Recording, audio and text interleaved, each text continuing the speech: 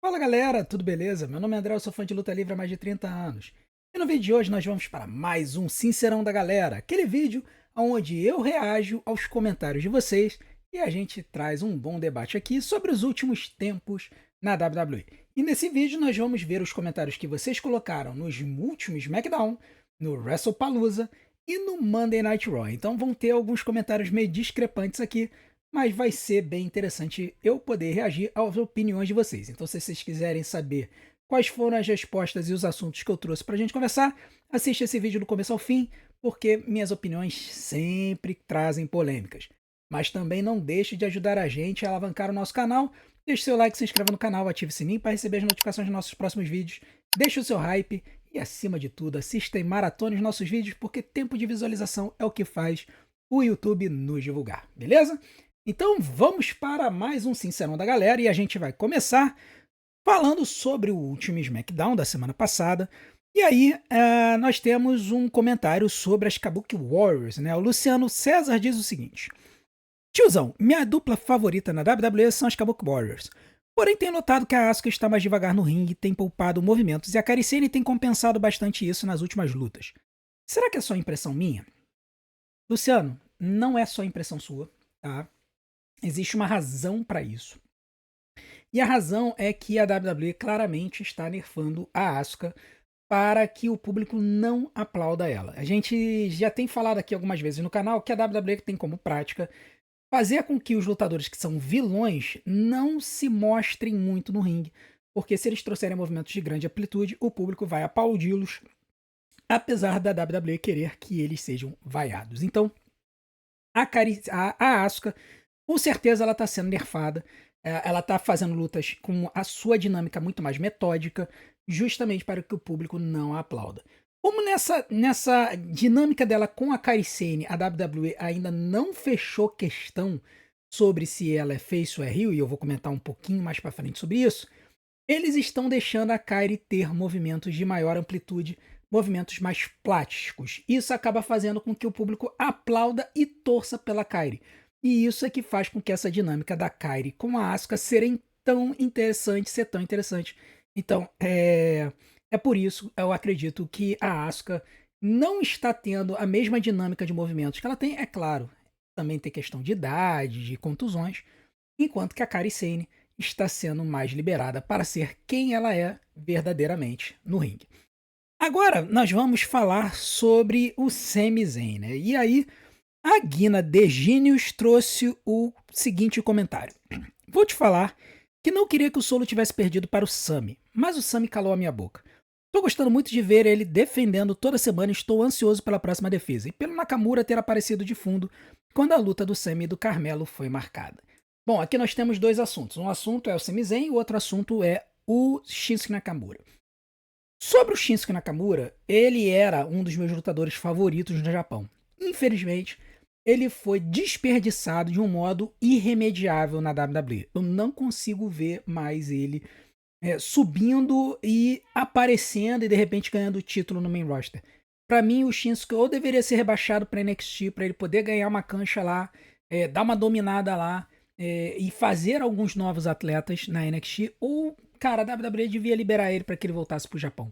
Porque, cara, não, assim, não dá pra entender o talento que o Shinsuke é e ele simplesmente não ser aproveitado. A gente também não sabe se ele tá com o corpo todo quebrado das lesões da época que ele lutava no Japão.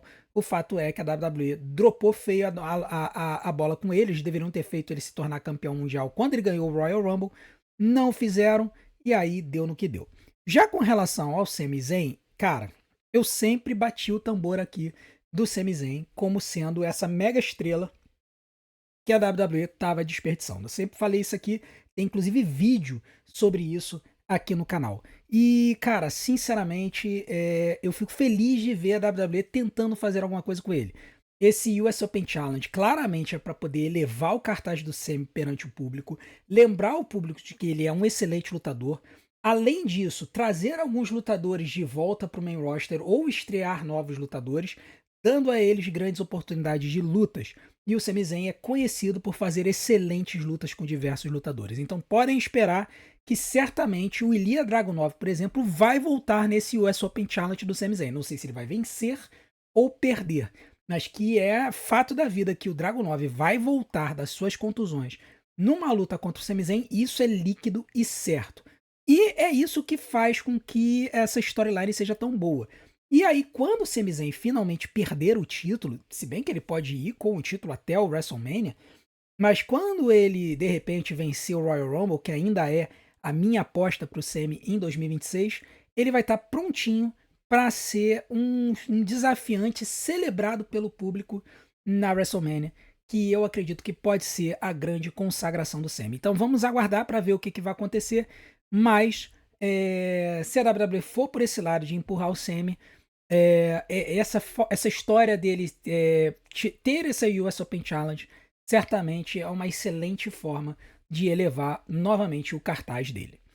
Agora vamos falar sobre Carmelo Hayes. Esse é um outro cara que eu comecei a bater o tambor aqui recentemente, falando das glórias dele, né? O Wrestling Moderno diz o seguinte: Carmelo merece e tem tudo para ser o próximo campeão USA. Já está na hora de cair um título na mão dele. Ele é muito subestimado no ringue. Só pode cair nas mãos dele ou do Aleister Black. Bom, como eu acabei de falar, existe também a possibilidade do Ilya Dragunov, né? Eu acho que esse campeonato dos Estados Unidos ainda vai ficar um bom tempo nas mãos do Sami Zayn. Eu acho que essa US Open Challenge, a WWE, vai espremer até não poder mais. Provavelmente vai ser o ponto alto do SmackDown até o final do ano, e talvez eles só tirem o título do Sami na virada do ano, já na preparação para o Royal Rumble. O Carmelo Hayes, ele merece ser campeão secundário? Eu acho que sim. Ele só tá precisando esquecer essa história do Him. Ele até deu uma parada com essa história de I'm him, I'm him. Ele deu uma parada com isso e eu acho que isso ajudou ele. Ele tá nessa storyline com o The Miz, eu acho que isso vai desembocar numa feud lá na frente e pode inclusive desembocar numa feud pelo título se o Carmelo vencer o título ou se o The Miz acabar ganhando o título. Eu acho que o Carmelo Hayes merece sim ter uma chance de carregar o campeonato dos Estados Unidos. E o Aleister Black, ele também é um nome para poder carregar esse título. Eu acho que ele pode ser já colocado nessa divisão, assim como o Rusev já foi colocado na divisão do Campeonato Intercontinental. Então, a partir dessa vitória do Aleister Black nessa feud com o Damian Priest, a WWE pode começar a botar ele para novos voos. Então, sim, ele também é um candidato a derrotar o Sami Zayn lá no final desse Open Challenge dele. Mas eu acho que a WWE ainda vai deixar o Sami como campeão dos Estados Unidos por alguns meses, se aproveitando esse cartaz que ele está ganhando. Agora, o Rodrigo vai trazer um comentário bastante interessante já sobre o WrestlePalooza, né? E aí, é aquela coisa, né? A WWE botou um show ruim na estreia na ESPN e aí, cara, o pessoal caiu de pau. Foi um dos meus vídeos que mais teve comentários nos últimos dias, só perdeu pro vídeo do meu Heel Turner. Você já viu o vídeo do meu Heel Turner sobre a divisão feminina? Dá uma olhadinha lá, foi um momento bem engraçado no nosso canal. Ele vai comentar o seguinte: André, cada vez mais eu curto seus vídeos, bababá, obrigado, tal. Obrigado aí pelo seu elogio, Rodrigo. Ele diz o seguinte: você ficou com a sensação de que esse pay-per-view tava com mais cara de show semanal especial? Porque eu creio que a sensação foi essa, tipo um Super Raw ou um Super SmackDown. Acho que foi totalmente ridícula a forma que fizeram o Lesnar Cena, nem é pelo resultado, mas é por isso que não me agrada o Lesnar de volta, porque são lutas squash geralmente.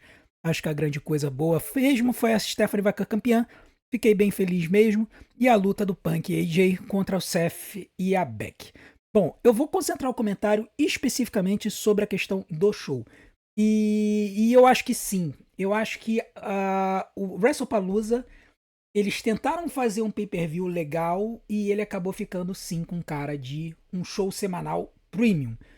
Só não foi pior do que o Saturday Night Main Event porque os intervalos não interromperam as lutas. Os intervalos, eles se concentraram entre os períodos das lutas, entre uma luta e outra. Não foram tantos intervalos, acho que foram 4 ou 5 intervalos, enquanto que um Saturday Night Main Event geralmente tem uns 8 a 9 intervalos durante o show inteiro.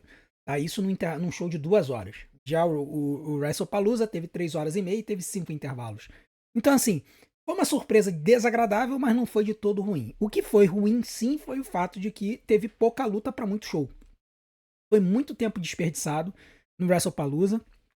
De 3 horas e 20 de show foi 1 hora e meia de luta. Então eles poderiam ter feito uma coisa melhor. Eles poderiam ter colocado a Triple Threat com a Tiffany Stratton. Aliás, essa luta vai acontecer hoje no SmackDown. Acompanhe as nossas lives, a nossa live. O Shigus estará presente e ele disse que ensaiou algumas músicas para apresentar durante o show. Então, se você quiser ver o Shigus cantando e tocando a sua viola, venha assistir a nossa live, porque ela é a live mais divertida de luta livre do Brasil, tá? Então, eu acredito que dava para eles terem colocado essa Triple Threat no WrestlePalooza, estava até na camisa do show, né? A gente comentou sobre isso. E o show sim ficou com uma cara de show semanal, porque teve muita encheção de linguiça no show. E nem foi tanto propaganda, foi vídeo sobre o passado, foi histórias para dos anunciantes, do pessoal falando, conversando, vídeos de review das storylines, então muita coisa se falando sobre as histórias, vídeos muito longos. A abertura do show demorou mais de 20 minutos, então assim, umas coisas que, sabe, não dá pra entender. Desperdiçou-se muito tempo e poderia se ter colocado mais lutas nesse show. Então eu acho que foi por isso que ele ficou com uma cara de um show semanal especial. Foram 5 lutas, um show de 3 horas e 20, e não faz o menor sentido isso. Com relação aos outros assuntos, a gente já vai comentar, tá bom? Agora vamos falar sobre justamente a luta do Cena, né? E aí a Elohim, uma menina aqui que acompanha o nosso canal, ela disse o seguinte: sinceramente, o que mais me decepcionou foi essa luta do Cena. No momento eu tava conversando com minha amiga, a gente assistindo a luta e comentando uma com a outra, e cara, quando o Cena perdeu eu fiquei perdida, porque tipo, ok, não gostei que ele perdeu, mas de certo modo eu já imaginava, mas eu vi a luta, foi meio, não fede nem cheira. Eu esperava muito mais. Minha amiga e eu tivemos simplesmente a mesma reação na hora. Foi o primeiro WrestlePalooza que eu vi e eu até perguntei para minha amiga como funcionava esse evento, porque parecia mesmo um show semanal, mas com um tema diferente. Não sei, não parecia grande coisa pelo que eu estava assistindo. Pois é, Elohim, a grande questão é que era para ter sido um pay-per-view, era para ter sido um especial. E a WWE estragou o clima de especial metendo os intervalos e as histórias ao longo do show. Mas a luta do Cena realmente foi ruim. O pior é que o Cena pediu para perder pro Lesnar. E não vai ter revanche, não vai ter volta. Então, assim, ficou ainda mais estranha essa história toda. Isso é muito importante porque dá a impressão de que o Cena realmente está cantando as pedras dessa field, dessa jornada final dele, na aposentadoria dele. E muitas das pedras que ele está cantando estão sendo ruins. Essa história de ele perder em squash pro Lesnar, cara, não fez o menor sentido. Aliás, ele ter pedido para lutar com o Lesnar não fez o menor sentido. Porque todos nós sabíamos que a luta ia ser ruim, né? A gente sabia, assim, a gente conhece as lutas do Brock Lesnar nos últimos tempos. São lutas ruins, são lutas cheias de F5, são lutas cheias de suplexes, é isso, é quem o Lesnar é hoje. As pessoas ficam pensando com uma memória afetiva do Lesnar lá de 2012. Olha que em 2012 ele não era bom. Né? No meu caso, eu posso ter memória afetiva porque eu lembro dele lá de 2002, 2003, 2004, quando ele era excepcional lutador.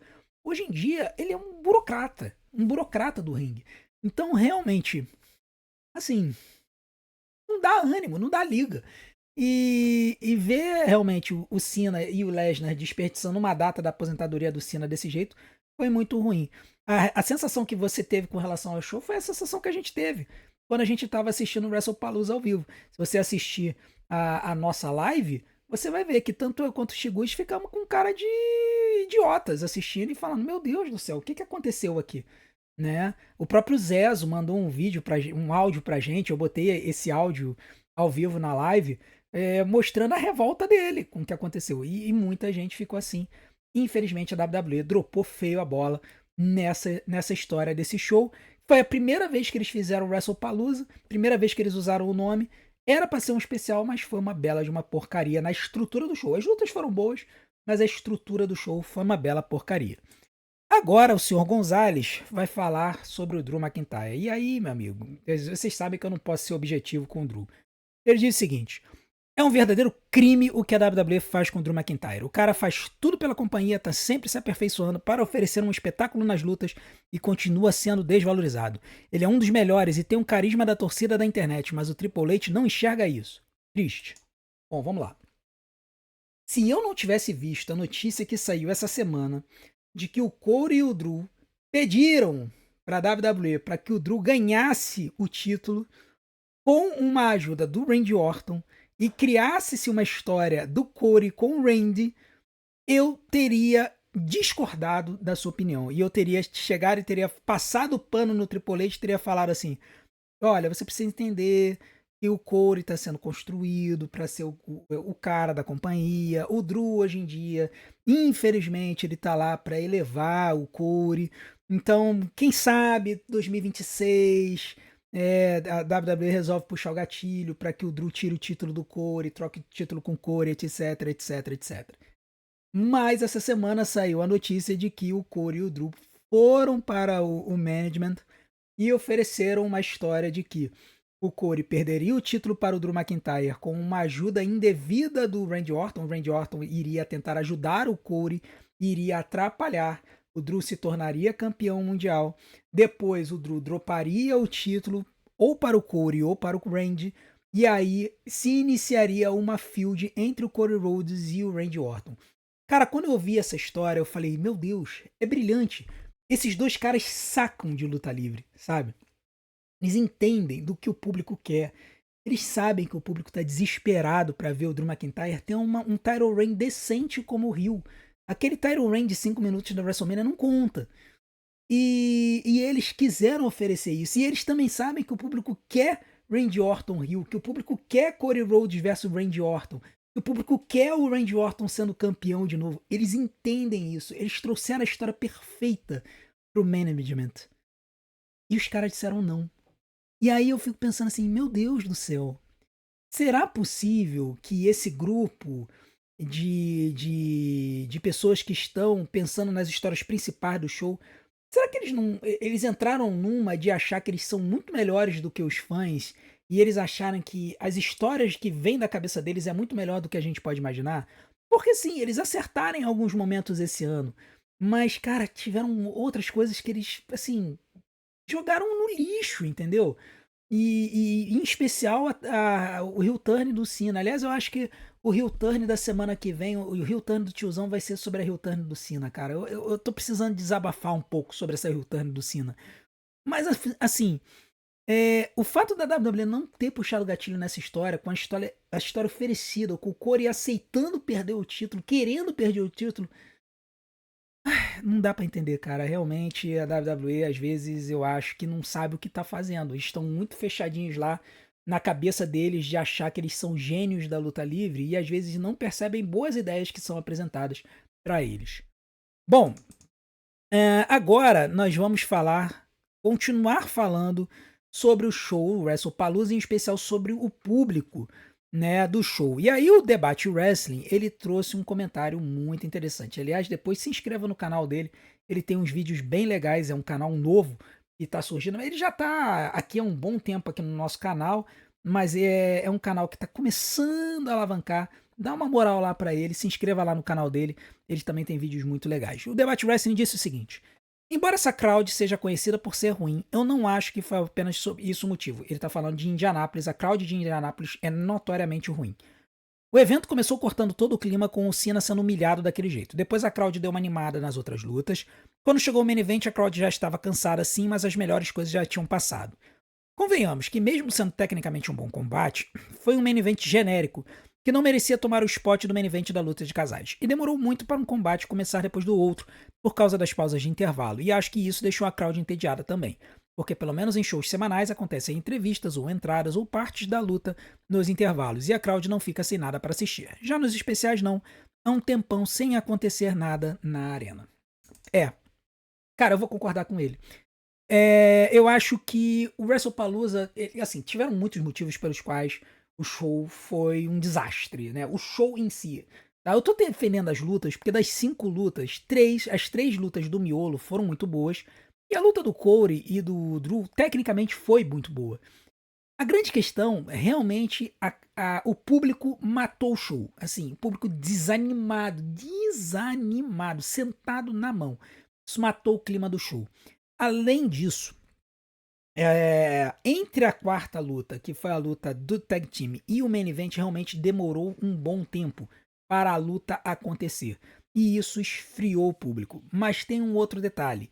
Essa feud do Cody Rhodes com o Drew McIntyre foi muito, muito mal construída. Ela foi jogada. Né? O Drew deu um Claymore no Cody na mesa e o Cody sumiu para poder gravar o Street Fighter, voltando apenas 2 semanas atrás. Então a feud ela não teve uma construção atual legal. Ela se baseou muito no passado, lá de trás. E só para vocês perceberem a diferença, no Monday Night Raw, quando eles setaram a feud do Cody e do Seth Rollins, com uma promo dos dois, já se criou muito mais profundidade na promo do que a feud do Cody com o Drew. Então, a construção da feud também não ajudou. E eu acho que isso tudo contribuiu para que, por exemplo, o main event o público simplesmente não se interessasse quando aconteceu. Agora vamos falar ainda sobre o WrestlePalooza. E aí ele vai falar, o muito normal, que sempre traz alguns comentários interessantes, ele vai falar sobre a questão dos intervalos e a questão dos shows, né? Ele vai dizer o seguinte: o SmackDown foi um presságio do que veríamos no WrestlePalooza. Eu até tava com um mínimo de hype por causa do card, mas só com a luta do Lesnar e do primeiro intervalo num PLE, acabou minha boa vontade. Fazer um squash na aposentadoria do Cena quando esse seria o último confronto dos dois não tem o menor sentido. Culpe o Cena, foi ele que escolheu.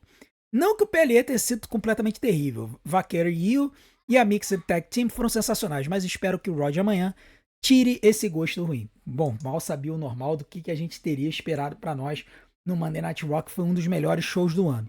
Só para arrematar esse assunto aqui do WrestlePalooza, é importante a gente valorizar as lutas que foram boas, tá? Io Sky e Stephanie McMahon mega elogiadas, inclusive pela ESPN, que deu nota C pro show, tá? Aqui na questão das notas lá escolares nos Estados Unidos, é uma nota entre 7 e 8, tá? Os próprios comentaristas lá falaram, foi a única luta que salvou o show, as outras lutas não foram essas coisas. A Mixed Tag Team, que foi a Becky e o Seth contra a AJ e o CM Punk, foi muito boa. Tá? Teve gente que criticou um pouquinho o fato de que ela foi uma luta muito longa. E eu entendo a crítica. Ela foi uma luta um pouco ensaiada. Concordo. Mas ela foi tão legal de ver, foi tão divertida que eu acho que suplanta essa questão da coisa muito técnica, de assim, poxa, tá muito ensaiada a luta e tudo mais. Eu acho que valeu a pena assistir. O show teve coisas boas, mas realmente a construção do show foi muito ruim. A WWE precisa mudar isso pra ontem. É uma pena o que eles fizeram com o WrestlePalooza, mas a gente não pode deixar de destacar a luta das meninas e a Mixed Tag Team, e até a luta das duplas também, né? Foram lutas muito, muito boas e vale a pena. Se você não teve ainda a chance de assistir o WrestlePalooza, assista por essas lutas que você vai se divertir. Agora, vamos para o Monday Night Raw, que foi um dos melhores shows do ano. Eu dei nota 9 pro Monday Night Raw. Se você ainda não assistiu, não teve a oportunidade, vai lá, assiste, depois me agradece, tá? Porque foi muito bom. O Daniel, ele fala o seguinte: tiozão, esse show do Raw foi excelente. Sobre a rivalidade do Corey e do Seth, é incrível como os dois são naturais juntos, seja como rivais ou aliados. Eles conseguem extrair o melhor do outro sempre. Confesso que queria muito ver uma rivalidade entre eles para uma WrestleMania ou SummerSlam. Nem precisa ter título. Só o fato deles quererem se provar melhor que o outro já seria bom. Daniel, eu acho que eles estão se encaminhando para isso. Acho que eles vão fazer com que esses dois tenham um histórico de feud a longo prazo, tá? Que está sendo construído desde 2022, quando o Corey voltou para a companhia e enfrentou o Seth Rollins. Vai ser algo semelhante ao que acontece entre o Seth Rollins e o Roman Reigns, tá? Eu acho que lá pra frente eles vão fazer alguma luta na WrestleMania, sim, pra poder reprisar a luta de 2022. Essa história deles com o Seth tendo sido escudo pro Corey e tendo garantido o título do Corey na WrestleMania 40, isso vai voltar, tá? Isso é muito claro. Isso não vai morrer agora no Crown Jewel. tá? Mas eu acho que isso vai ser lá pra frente, porque os dois são campeões, eles vão ter que defender seus títulos. A storyline do Seth Rollins é com o CM Punk hoje, né? Ele ainda tem uma história com o Roman Reigns pra encerrar. E aí eu acho que depois sim ele vai ter alguma coisa com o Cody. Já o Cody tá embrenhado nessa história com o Drew McIntyre e tem uma história com o Randy Orton engatilhada, bastando a WWE colocar lá à frente para poder tocar e é uma história que já tá pronta. Então eu acho que esses dois aí, eles vão se enfrentar agora por força das circunstâncias, depois eles vão seguir a vida deles, mas com certeza lá na frente eles vão se enfrentar e eu concordo com você, vai ser uma feud muito legal da gente ver. O wrestling moderno, ele chega e volta no nosso comentário falando dessa vez sobre o Rusev. E aí ele vai dizer o seguinte: eu não acho que o Rusev vai vencer o Dominic de primeira, não. Se bobear, ele vence do mesmo jeito que o Eric Guerreiro venceu o Brock Lesnar, revertendo um golpe em cima do cinturão ou algo do tipo. Moderno, eu achei o seu booking muito interessante, porque a gente tem aquela história de que o Dominic, teoricamente, né, na storyline, é filho biológico do Eric Guerreiro, né?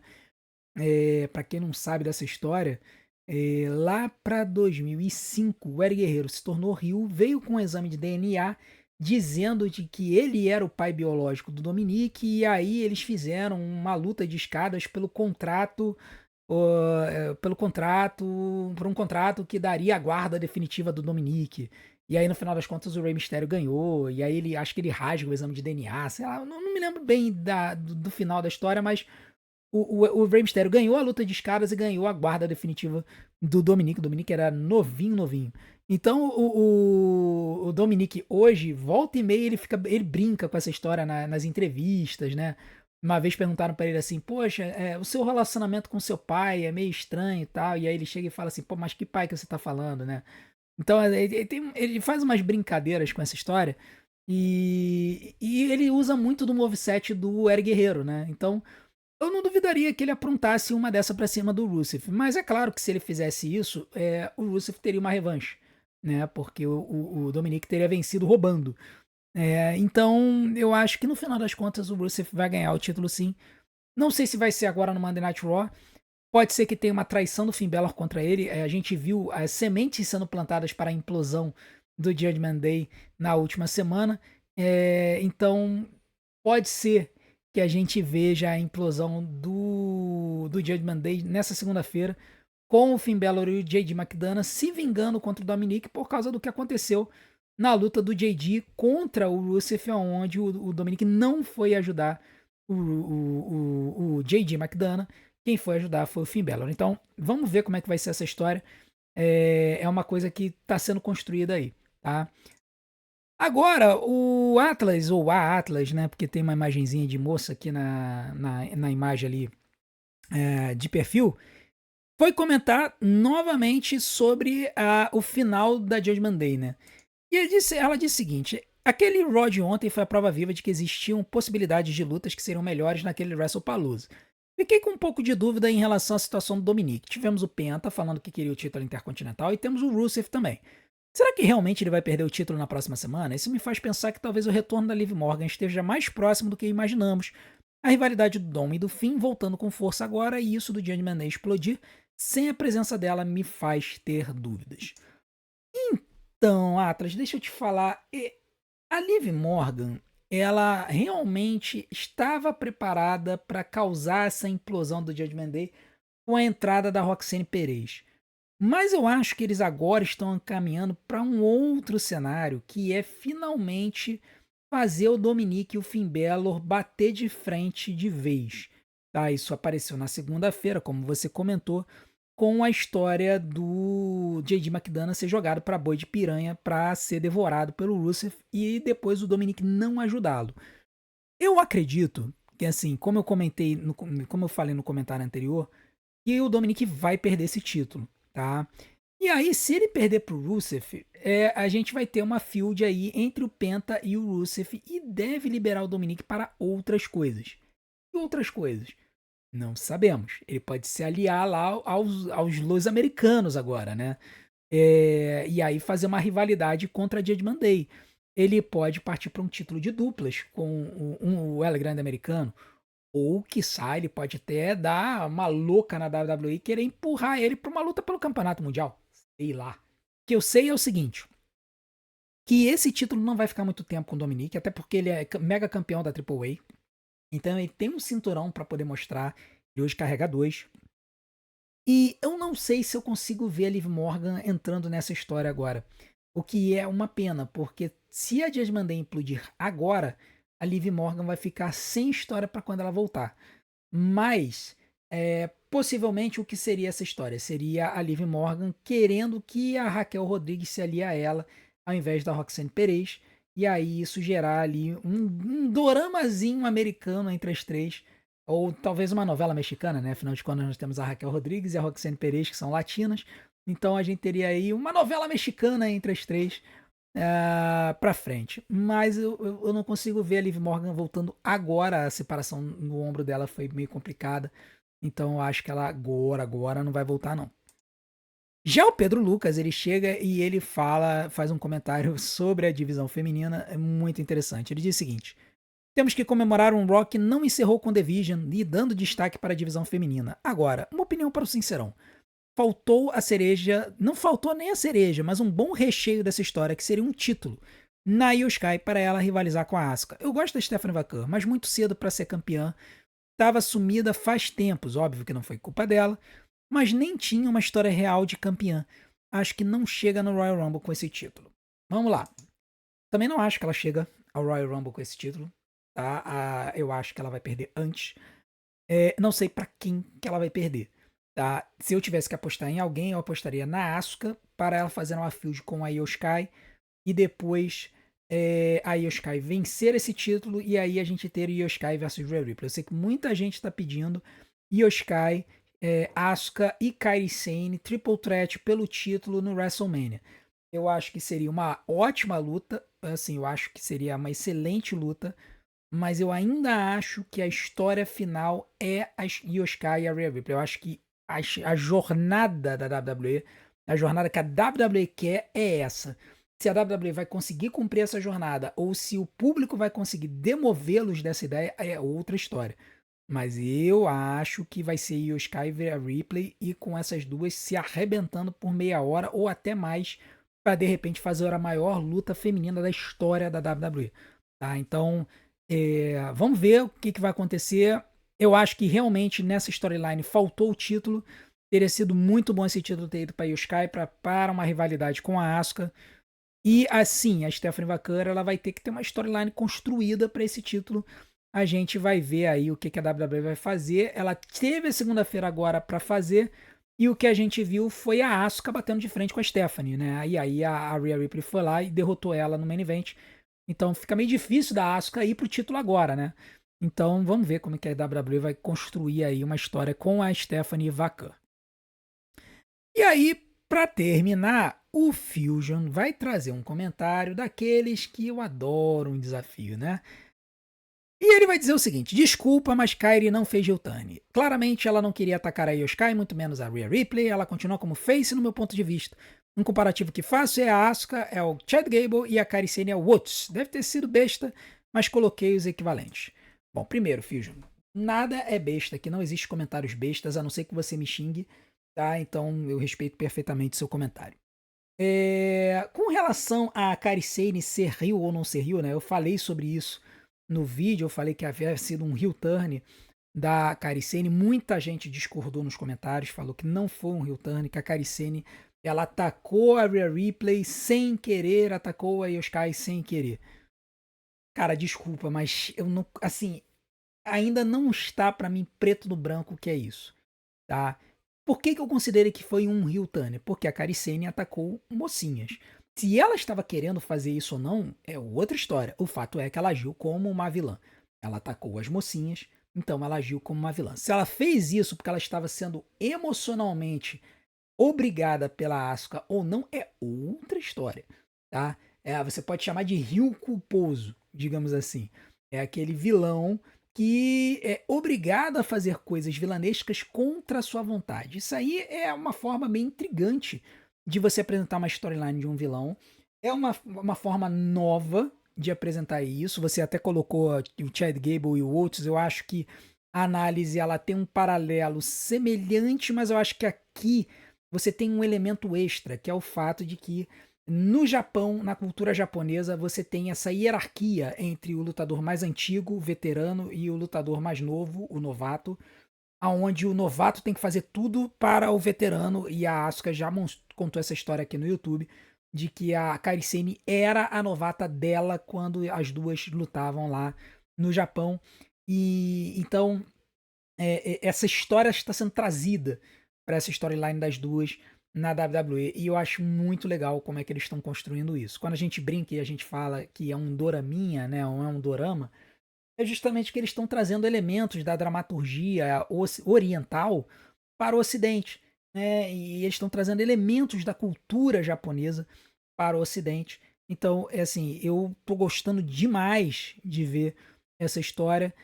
Eu ainda acho que a Kairi Sane, ela é uma vilã, se tornou uma vilã, deu um heel turn, mas aquele heel turn que você entende completamente por que que ela fez e você percebe que eles fizeram de um jeito de manter as portas abertas para um face turn que vai fazer com que ela se torne uma mega face no futuro. Vamos ver por quanto tempo eles vão levar isso. Vamos ver nos próximos shows como é que a Caricine vai se portar. Uma coisa que eu devo dizer é que a atuação dela tá muito boa, tá um pouco exagerada para o meu gosto, mas eu entendo perfeitamente a forma como ela está agindo e eu acho que está sendo muito bom, até para ela se conectar mais com o público, que o público está vendo mais personalidade na Caricine agora do que simplesmente quando ela entrava com a roupinha de pirata. Beleza? Bom, esses foram os meus comentários sobre os seus comentários essa semana. Eu tenho certeza que vocês vão querer trazer algumas réplicas. Podem colocar aqui embaixo. Vai ser um prazer ver os comentários de vocês. E não deixem de assistir a nossa live do SmackDown esta noite, a partir de 8h30 da noite. O show começa às 9h. Estarei eu e Shiguz aqui presentes. E o Shiguz já prometeu que tem umas modinhas para poder cantar durante a nossa live. Sim, as nossas lives se tornaram musicais, meus amigos. Então, se você quiser assistir o show e não quiser assistir aquela musiquinha irritante dos comerciais do SmackDown, fica aqui com a gente porque o Shiguz vai animar os nossos intervalos com as suas modinhas. E se você quiser se tornar membro do canal, nós temos um vídeo diário agora onde a gente fala sobre as notícias do dia. É o cafezinho com o tiozão que você tem a oportunidade de, desde cedinho, ver o que, que tem de interessante acontecendo no mundo da luta livre. Se você quiser ver esses vídeos, se torne membro do nosso canal, vai ser um prazer ver você do outro lado.